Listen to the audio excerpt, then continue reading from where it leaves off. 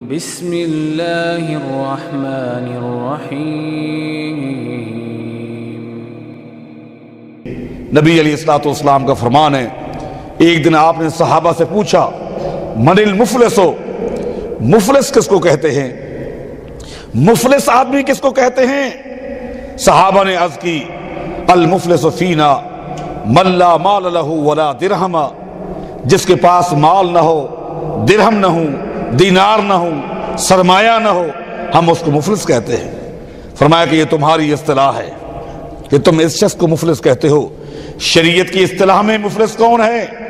المفلس من امتی من یاتی یوم القیامت بصلاۃ وصیام وزکاۃ، قیامت کے دن آئے گا، اس کے پاس نمازیں ہوں گی، اس کے پاس زکاتیں ہوں گی، اس کے پاس حج ہوں گے، اس کے پاس روزے ہوں گے، بڑی محنت کر کے آیا، وَيَأْتِي قَدْ شَتَمَ هَذَا وَأَكَلَ مَالَ هَذَا وَضَرَبَ هَذَا وَسَفَكَ دَمَ هَذَا، قیامت کے دن اللہ کے سامنے آئے گا، نمازیں بھی ہیں، روزے بھی ہیں، عبادات کا ایک ڈھیر لے کر آئے گا، لیکن دوسری طرف لوگ لائن لگا کر کھڑے ہو جائیں گے اور کہیں گے اللہ اس نے ہمارے ساتھ یہ زیادتی کی تھی، اس نے ہمارے ساتھ یہ زیادتی کی تھی، ہمارا مال کھایا تھا، ہماری عزت پہ حملہ کیا تھا، ہمارے ساتھ ہمارے فلاں کو قتل کیا تھا۔ یہ گناہوں والے بھی کھڑے ہو جائیں گے جن کے ساتھ زیادتیاں ہوئی تھی۔ اب کیا بنے گا؟ اب کیا بنے گا؟ نبی علیہ السلام فرماتے ہیں اللہ تعالیٰ حکم دے گا اس شخص کی نیکیاں ان لوگوں میں تقسیم کر دو جن کے ساتھ اس نے زیادتیاں کی تھی۔ اب بتاؤ، زندگی بھر محنت کرتا رہا، 60 سال نیکیاں کی، آج ستیہ ناس ہو گیا، تباہی پھیر دی، لوگ لین میں کھڑے ہوئے ہیں، اب اس کی نیکیاں، اس کی نمازیں، اس کے روزے، جو بڑی محنت کے ساتھ اس نے روزے رکھے، جو بڑی محنت کے ساتھ اس نے حج کیا، اللہ کے راستے میں خرچ کرتا رہا، خوب تلاوتیں کی، نیک اعمال ہیں، آج ان کی ساری نیکیاں ان لوگوں میں، میرے دوستوں، میرے بھائیوں، تقسیم ہو رہی ہیں، چاہے یہ مرد ہو چاہے یہ عورت ہو، نیکیاں تقسیم ہو رہی ہیں۔ کیوں؟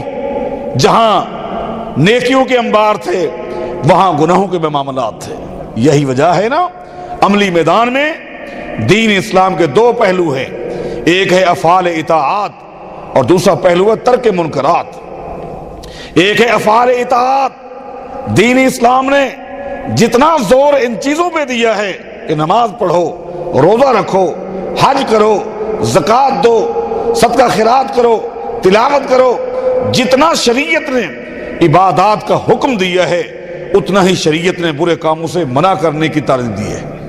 حضرات، اگر قرآن کریم کی آیات کو جمع کر لیں، احادیث کو جمع کر لیں، جن احادیث میں، آیات میں عبادات کا حکم دیا گیا ہے، ترازو کے ایک پلڑے میں رکھ دو، ترازو کے پلڑے میں ان آیات اور احادیث کو رکھ دو جن میں شریعت نے برے کاموں سے روکا ہے۔ وَلَا تَقْرَبُوا الزِّنَا، زنا نہیں کرنا، وَلَا تَقْرَبُوا مَالَ الْيَتِيمِ، یتیم کے مال کے قریب نہیں جانا، جھوٹ نہیں بولنا، یہ نہیں کرنا، وہ نہیں کرنا۔ اگر ان آیات کو ترازو کے دوسرے پلڑے میں رکھ دو تو وزن برابر ہے، وزن برابر ہے۔ نیک اعمال کرنے کے مقابلے میں برے کاموں کو چھوڑنا یہ مشکل کام ہے۔ کیوں؟ اس کی وجہ کیا ہے؟ اس کی وجہ یہ ہے کہ برے کام کرنے کا تعلق شہوات سے ہے، شہوات سے ہے، اور ترک شہوات سے آدمی اپنے آپ کو گناہوں سے بچا سکتا ہے، اور ترک شہوات انتہائی مشکل کام ہے، انتہائی مشکل کام ہے۔ اس لیے شریعت نے جہاں یہ زور دیا ہے کہ یہ کام تم نے کرنے ہیں، اسی طرح شریعت نے زور دیا ہے کہ یہ کام تم نے نہیں کرنے۔ نتیجہ کیا نکلا؟ اس بندے نے نمازیں بھی خوب پڑھی، روزے بھی خوب رکھے، عبادات میں کوئی کمی نہیں ہے، لیکن برے کام بھی خوب کرتا رہا، برے کاموں سے بھی اجتناب نہیں کیا، پرہیز نہیں کیا۔ آج یہ مفلس ہے، آج یہ بد نصیب اللہ کی عدالت میں کھڑا ہوا ہے اور اپنی آنکھوں سے دیکھ رہا ہے کہ میری عبادات ان لوگوں میں تقسیم ہو رہی ہیں۔ نیکیاں میں نے کی تھی، آج تقسیم ان لوگوں میں ہو رہی ہیں۔ روزے میرے تھے لیکن ان کا ثواب یہ لوگ جا رہے ہیں۔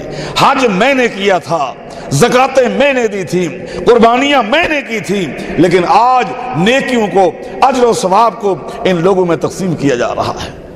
کیا عجیب کیفیت ہوگی۔ اللہ ہم سب سے اپنا فضل محروم نہ کرے، اپنے فضل سے کتنی ہی بد نصیبی ہوگی، نیکیاں تقسیم ہو جائیں گی۔ فرشتے عرض کریں گے کہ اللہ نیکیاں اس کی ختم ہو گئی ہیں، نمازیں ختم ہو گئی ہیں، روزے ختم ہو گئے، عبادات ختم ہو گئے، لیکن جن لوگوں کے ساتھ اس نے زیادتیاں کی تھی ابھی تک کھڑے ہوئے ہیں، وہ باقی ہیں۔ اب کیا کریں؟ وہ درخواستیں لے کر کھڑے ہوئے ہیں، اب کیا کرنا ہے؟ اب اللہ تعالیٰ فرمائے گا اب یوں کرو، یہ لوگ جو کھڑے ہوئے ہیں نا، ان لوگوں کے گناہ اس کی کندھے میں ڈال دو۔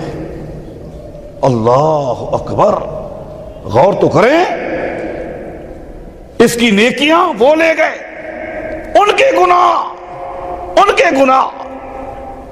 ان کے تھے، عیاشی انہوں نے کی، بدماشی انہوں نے کی، نافرمانیاں انہوں نے کی۔